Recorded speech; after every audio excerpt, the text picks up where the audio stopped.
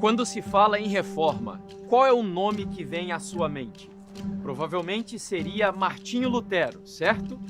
Mas hoje, no 5º episódio desta série, viemos até a Inglaterra para contar a história de um homem brilhante que nasceu 150 anos antes de Lutero e 190 anos depois de Pedro Valdo. Hoje, vamos conhecer a história de um dos mais brilhantes e eloquentes dos reformadores e como as suas ideias e argumentos moldaram o seu relacionamento com Deus e com a verdade. Estamos falando de John Wycliffe, um dos grandes pensadores ingleses do século XIV, o homem que construiu os fundamentos da Reforma Protestante. Eu sou Jefferson Araújo. E eu sou o Ruben Fernandes e juntos vamos embarcar nesta viagem incrível pela história do cristianismo no contexto do grande conflito entre o bem e o mal.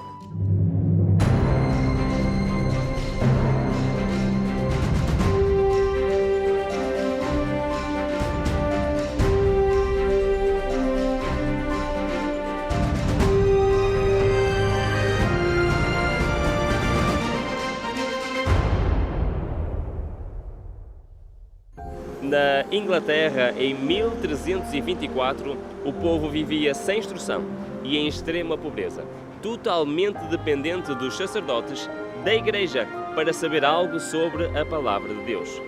Naquele ano, aqui em Lutterworth, na tradicional região de Yorkshire, nasceu John Wycliffe. Ele ficou conhecido como a estrela da manhã da Reforma, como podemos ver neste memorial que se encontra aqui atrás de mim. Esta expressão quer dizer que Wycliffe anunciou o fim da escuridão espiritual que reinou na Idade das Trevas. Em breve, o sol iria brilhar e também representa a glória que a mensagem de Wycliffe alcançou em locais distantes, destacando-se pela clareza dos argumentos que despertaram e guiaram outros reformadores que vieram depois dele.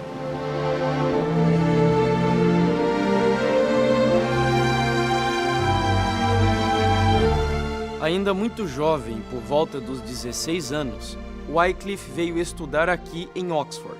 Tornou-se bacharel e doutor em teologia. Ele formou-se também em filosofia escolástica, artes, legislação canônica e leis civis. Foi aqui, no Merton College, em Oxford, onde ele desenvolveu-se academicamente, sendo um aluno excepcional. E foi nesse ambiente de debates e aprendizagem que nasceu o grande reformador. Foi nesse lugar que Wycliffe teve acesso às Escrituras e desde então empenhou-se a estudar a Bíblia com o mesmo entusiasmo com que se dedicava ao estudo acadêmico. Também aqui em Oxford, ele ocupou o posto de mestre nesta faculdade, o Balliol College. No 2º ano como mestre de Balliol, ele foi ordenado ao ministério. Ter sido aluno e professor aqui em Oxford causou um efeito enorme na sua vida e na preparação para ser o grande reformador que ele foi. Com o seu carisma, ele destacava-se na universidade, não só pelos seus talentos académicos, mas também pelo seu comportamento piedoso e gentil. Ler a respeito da Universidade de Oxford, ou visitar essa universidade, é como estar dentro de um impressionante livro de história. Afinal, durante muitos anos o mundo foi impactado pelo conhecimento gerado nessa universidade. Oxford é a mais antiga universidade da língua inglesa e uma das mais antigas do mundo. Foi fundada em 1090. E por que Oxford é tão importante? Ao longo dos séculos, a instituição foi o palco de diversos acontecimentos históricos, muitos de cunho religioso. Por exemplo, no século XIV, um de seus professores fez campanha pela produção de uma Bíblia em inglês, em direta oposição ao papado. Em 1530, o rei Henrique VIII forçou a universidade a aceitar seu divórcio de Catarina de Aragão. Também no século XV, ocorreu uma grande tragédia. Membros do clero anglicano, considerados hereges, foram queimados na fogueira em pleno campus da Universidade de Oxford. Outro fato interessante, em 1860, aconteceu um dos debates mais famosos da ciência, no qual Thomas Huxley, biólogo e filósofo britânico, conhecido como o Bulldog de Darwin, enfrentou o bispo Wilberforce para defender a teoria da evolução. E tem mais. Pela Universidade de Oxford, passaram celebridades de todas as épocas. Thomas Hobbes, John Locke, Margaret Thatcher, Stephen Hawking, Adam Smith, Lewis Carroll, Oscar Wilde e até atores como Hugh Grant. A Universidade de Oxford é uma das universidades mais renomadas do mundo. Mas sabe de uma coisa? John Wycliffe, a estrela da manhã da Reforma, estudou em Oxford, onde posteriormente se tornou um renomado professor. Outro acontecimento que teve um efeito grandioso em Wycliffe foi a chegada da peste negra ou a praga. A convivência diária com a morte levou Wycliffe a reformular as suas prioridades. A peste negra, que assolou a Europa, chegou à Inglaterra dizimando cerca de 200 pessoas todos os dias. Era um luto diário em meio à miséria e ao desespero. Wycliffe tinha apenas 24 anos de idade quando teve de lidar com tudo isso. Conviver com aquelas centenas de milhares de mortos e toda a miséria que a peste trouxe foi uma verdadeira experiência espiritual. Neste contexto, ele via o povo passando fome e a igreja enriquecendo. Para ele, não fazia sentido que os representantes de Cristo explorassem de tal maneira o povo faminto. Ele perdeu o medo de tudo, incluindo da própria morte, e entregou a sua vida nas mãos de Deus. A sua habilidade para debater e argumentar definiu seus novos propósitos, e a junção disso tudo moldou as suas convicções a partir de então. Ele estava tão empenhado na busca da verdade, e quanto mais se aprofundava no estudo da Bíblia, discernia com mais clareza os conflitos entre as tradições de Roma e as Escrituras. O tema central dos seus questionamentos era se a autoridade final para os cristãos era o Papa ou a Palavra de Deus. Como professor de teologia aqui em Oxford, Wycliffe ficou conhecido como o doutor do Evangelho. Mas a sala de aula ficou pequena para tanto que Wycliffe tinha a ensinar. Ele tinha pressa em influenciar mais pessoas a descobrirem as Escrituras e se libertarem das superstições que escravizavam o povo numa submissão que já não fazia sentido depois de ele ter começado a estudar a Bíblia. Então, a partir de 1360, quando tinha cerca de 30 anos de idade, começou a escrever artigos e também a escrever livros. A influência de Wycliffe pode ser percebida na ação da corte e na crença da nação. As críticas de John Wycliffe influenciaram a legislação antipapal, aprovada pelo parlamento inglês em 1366. Sendo capelão do rei Eduardo III, o parlamento procurou apoio de Wycliffe no impasse delicado contra a igreja. Foi fácil posicionar-se em favor do Estado, pois Wycliffe defendia que o poder real também era dado por Deus, pois na Bíblia, Cristo aconselhou dar a César o que é de César. Para ele, era pecado opor-se ao poder do rei. Além disso, ele defendia que todas as pessoas, incluindo o próprio clero, deveriam pagar tributos ao rei, e não o contrário, como estava acontecendo no seu tempo. Havia algumas doutrinas às quais John Wycliffe se opunha, mas a verdade é que ele sempre teve uma postura firme e um discurso claro. Essa sua firmeza o levou a ser o primeiro a chamar o Papa de Anticristo, um nome que mais tarde ecoou pelos teólogos de Westminster e incorporou-se à Confissão de Westminster. Ao mesmo tempo, ele negou o supremo poder papal da Igreja, negou o domínio temporal do Papa nas nações, negou o poder do Papa em perdoar pecados e, de fato, negou que qualquer um, mesmo um Papa piedoso, tivesse qualquer autoridade. Este conjunto de pensamentos mostra claramente que Wycliffe acreditava no senhorio e na soberania de Cristo e na capacidade exclusiva de Cristo de conceder perdão aos nossos pecados. Estes são ensinamentos essenciais extraídos da Sagrada Escritura. Você não acha que tudo isso é impressionante? Claro que é. Por quê? Porque nos tempos de Wycliffe, ninguém ousava pensar como ele pensou. De fato, é realmente incrível como Wycliffe viu tão claramente a verdade quase 200 anos antes da Reforma. Como é que isso foi possível? Bom, primeiramente, a luz de Deus brilha onde há um coração sincero. E é aí que o Espírito Santo atua com poder e com conhecimento seguro. Além disso, uma grande vantagem que ele teve em Oxford era o acesso a uma Bíblia, a qual, com o passar dos anos, atraía mais e mais a sua atenção e o seu estudo. À medida que Wycliffe estudava, refletia e desenvolvia sua teologia, ele viu claramente muitas verdades que a Igreja possuía plenamente somente nos dias de Lutero e Calvino. E algumas dessas ideias são muito claras. Por exemplo, Wycliffe foi o primeiro em séculos a ensinar a absoluta autoridade da Sagrada Escritura, em contraste com o ensino errôneo da época sobre a autoridade da Igreja. Outro ponto importante, Wycliffe também lutou muito contra a doutrina de Roma de que a Igreja era meramente instituição e hierarquia. Em lugar disso, ele ensinou que a Igreja era o corpo de Cristo e era composta apenas pelos eleitos. Foi nesse contexto que ele também ensinou as verdades da eleição e da reprovação soberana. Além disso, Wycliffe se opôs à doutrina da transubstanciação. Esta oposição despertou a fúria de Roma. Ele ensinou a presença espiritual de Cristo no sacramento da ceia do Senhor, embora parecesse que não estava muito seguro sobre o que isso de fato significava. Ele também repudiou as práticas de Roma, tais como as indulgências, o mérito das peregrinações, penitências, etc.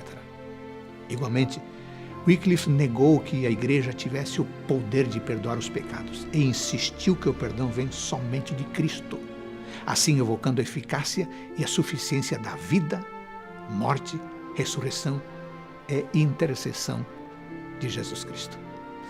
Bom, estas foram doutrinas que, quase 200 anos mais tarde, se tornaram os ensinamentos centrais da Reforma. Não é impressionante? Claro que é. O que isso significa? Deus havia levantado esse homem.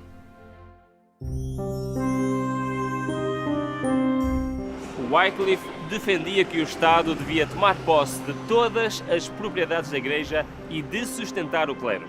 As suas ideias espalharam-se com o apoio da nobreza, mas é claro que eles apoiavam este ponto de vista porque tinham interesse em confiscar os bens que estavam sob o poder da Igreja.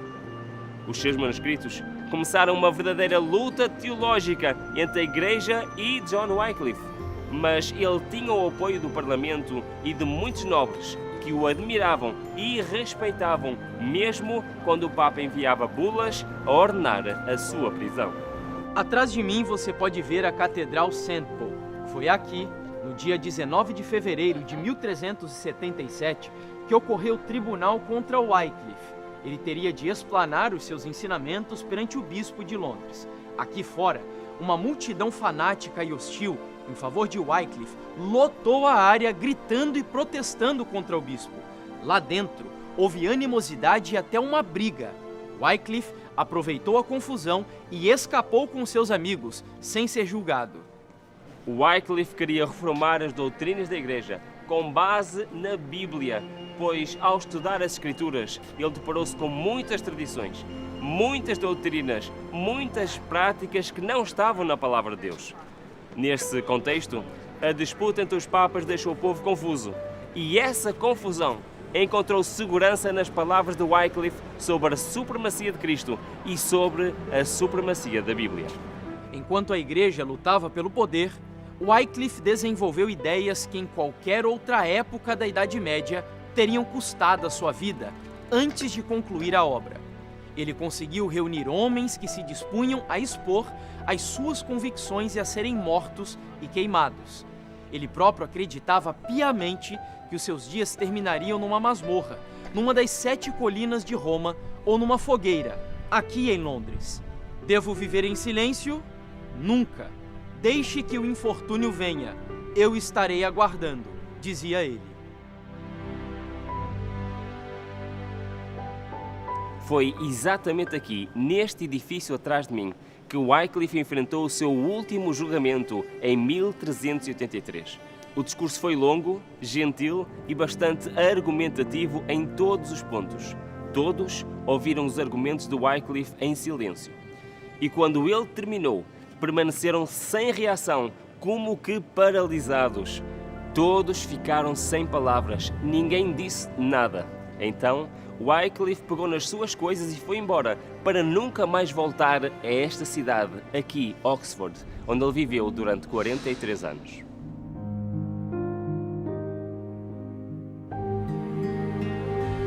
E tem mais um ponto importante. John Wycliffe era um homem de Deus e amava muito a palavra de Deus. Ele tinha clara consciência de que a Sagrada Escritura era a verdade e por isso quis que todo o povo também pudesse lê-la, estudá-la e compreendê-la, a fim de que recebesse os ensinos ali contidos.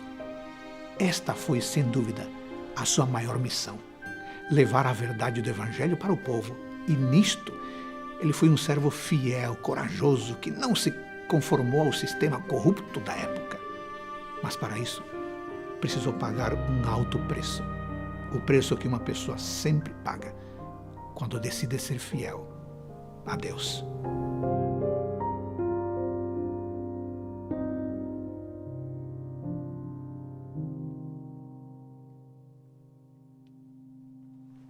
Expulso de Oxford, Wycliffe foi para sua casa em Lutterworth, onde reuniu amigos e padres que o auxiliaram na finalização da tradução completa das Escrituras a partir da Vulgata Latina de Jerônimo, do ano 405 d.C.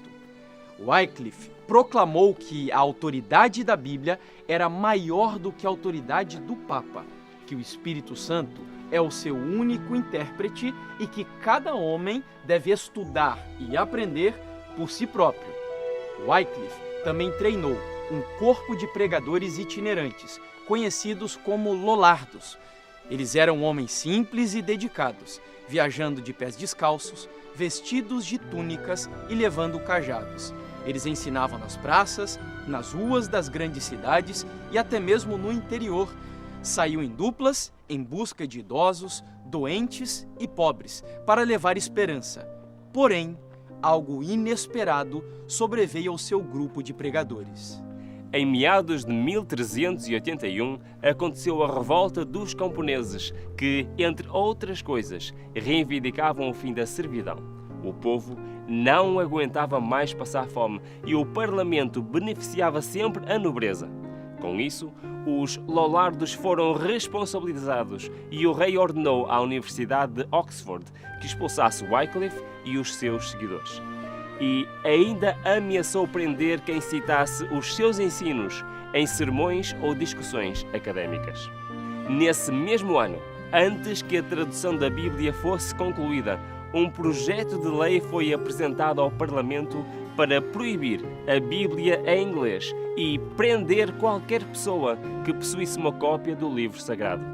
O projeto de lei não foi aprovado porque John de Gaulle, um dos príncipes mais poderosos e influentes do seu tempo e protetor de Wycliffe, se opôs a isso no Parlamento.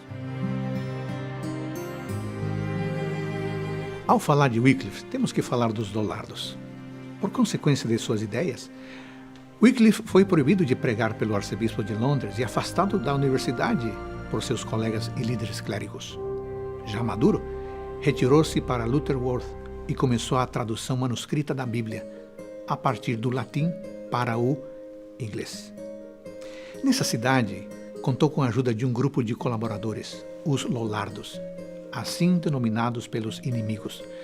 Estes eram homens simples que se dedicavam à pregação do Evangelho pelo interior da Inglaterra.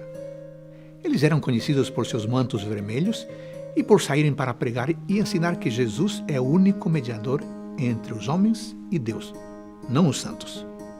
No final do século, foram perseguidos e tiveram que atuar às escondidas, porque se alguém os encontrasse, corriam sério risco de morte. O apelido Lollardos havia sido conhecido em anos anteriores, remontando a sua origem ao século XIV, na Holanda. Todavia, Após a morte de Wycliffe, esse nome passou realmente a destacar-se. Lollardos, a palavra Lollardos, deriva-se do holandês médio lullen, palavra que deriva da palavra inglesa lul, cujo sentido arcaico era cantar, cantarolar ou salmodiar. Assim, Lollardo se refere a um louvador de Deus. Entretanto, a palavra lowler, do inglês médio, entremeada com a ideia de louvor, designava alguém ocioso. Mas é claro que sabemos que os Lollardos não eram nada ociosos.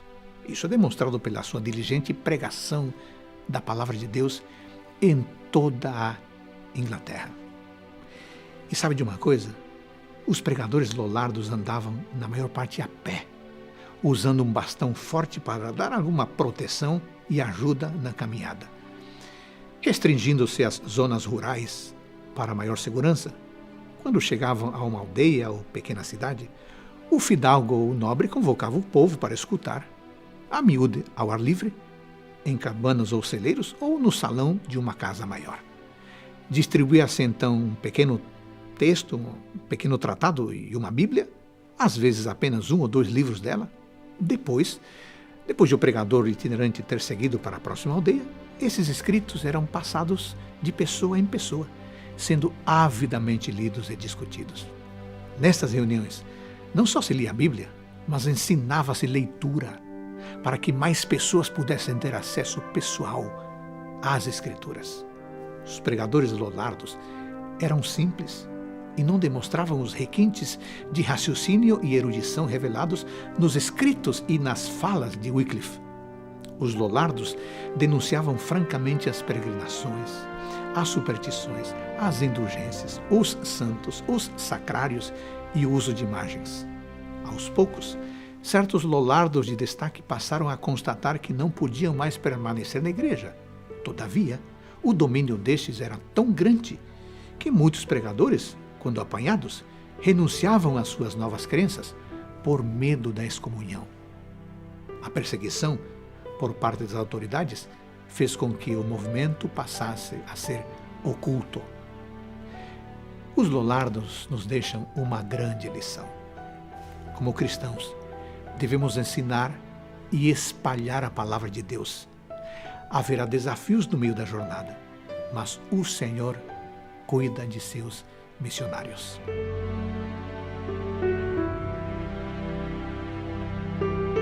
O aparecimento das escrituras na língua inglesa apanhou as autoridades da igreja de surpresa, e a Bíblia na mão do povo era um fator mais poderoso do que o discurso de Wycliffe, pois ali estava a prova dos seus ensinamentos e o caminho para a liberdade de pensamento e crença. Agora, as páginas e os poucos exemplares compilados à mão pelos seguidores de Wycliffe espalharam-se rapidamente entre os que tinham a oportunidade de adquirir. Mais tarde, a Igreja retomou a perseguição contra Wycliffe e as suas Bíblias. Muitos Lollardos foram queimados vivos com as suas cópias da Palavra de Deus. Não há dúvidas que foram produzidas cópias manuscritas suficientes para que as Bíblias circulassem pelo país. Mesmo com a Igreja queimando tudo o que conseguiu, ainda hoje existem cerca de 230 cópias originais, das quais 150 são cópias revisadas. É um manuscrito medieval, com maior número de cópias hoje. A partir dessa informação, é possível ter uma ideia de quanto esta tradução foi difundida no século XV, mesmo sendo uma tradução não autorizada pela Igreja Oficial. Atrás de mim está a Igreja Paroquial de Lutterworth, onde John Wycliffe foi pregador nos últimos 12 anos da sua vida e onde fez o seu último sermão e a última comunhão no dia 28 de dezembro de 1384. Ele dirigiu a cerimónia durante algum tempo até sofrer um enfarte ou um derrame. 2 dias depois, em 31 de dezembro, ele descansou. Antes do seu último suspiro, porém, ele terminou a sua obra e deixou a Bíblia completa traduzida para o inglês, pronta para ser compilada logo que fosse possível.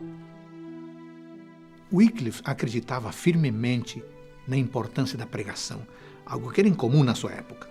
Por isso, ele não pregou apenas em sua paróquia. Ele fez mais do que isso. Ele também treinou pregadores em Oxford para irem no meio do povo levando o evangelho. Ele deu continuidade a esse trabalho enquanto estava em Lutterworth. Oferecia aos pregadores uma cópia da Escritura, ou uma parte dela, e ensinava-os a expor a palavra de Deus ao povo. Esses pregadores itinerantes ficaram conhecidos como os Lollardos.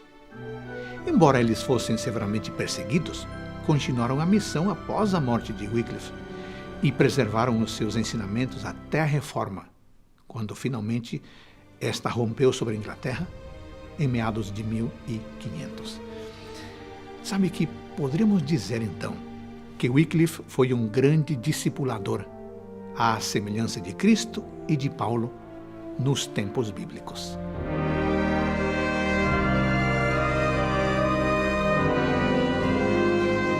Wycliffe já tinha falecido há 31 anos de causas naturais, quando foi declarado herege e sentenciado à fogueira durante o Concílio de Constança.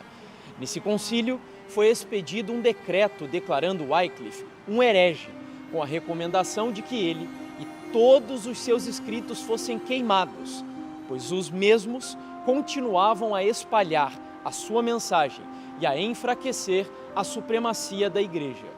Passados 13 anos, em 1428, o Papa mandou executar a sentença de Wycliffe, ordenando que o seu corpo fosse exumado e que os seus restos mortais fossem queimados em praça pública. As suas cinzas foram atiradas aqui, no rio Swift, que banha Lutterworth, próximo da paróquia onde ele viveu e pregou nos seus últimos 12 anos de vida.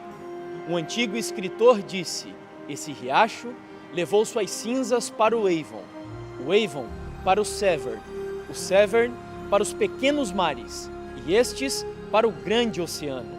E assim, as cinzas de Wycliffe são um emblema de sua doutrina, que hoje está espalhada pelo mundo inteiro. Pouco imaginaram os inimigos o significado deste ato perverso. A mão divina estava preparando o caminho para a grande reforma. No próximo episódio, vamos conhecer a história de dois reformadores que foram totalmente influenciados por John Wycliffe, João Hus e Jerônimo de Praga. Para isso, vamos viajar até a Tchequia. Não percam o próximo episódio desta viagem incrível pela história do cristianismo e do grande conflito entre o bem e o mal.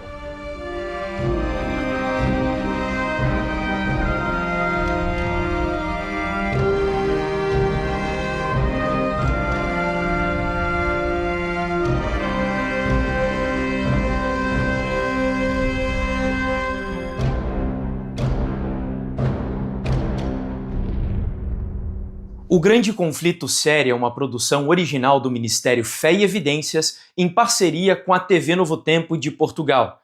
Isso significa que nós precisamos do seu apoio para fazer com que estes materiais alcancem milhares e, por que não, milhões de pessoas em todo o mundo. Para que isso aconteça, nós convidamos você a fazer a sua inscrição aqui no nosso canal do YouTube, deixar o seu like, porque isso faz com que a plataforma distribua os conteúdos para um número maior de pessoas. Além disso, não deixe também de acompanhar as nossas publicações em outras redes sociais. E Ruben, existe outra maneira de apoiar esse projeto? Sim, Jefferson, ainda existe mais uma maneira que nos podem ajudar: patrocinando este projeto. Para isso, basta clicarem no link que se encontra em cima, ou então digitalizar o QR Code que está na imagem. Também na descrição vão encontrar todas as informações necessárias para nos ajudar, para patrocinar este projeto e permitir que possamos fazer mais conteúdo semelhante a este. Muito obrigado pela vossa ajuda.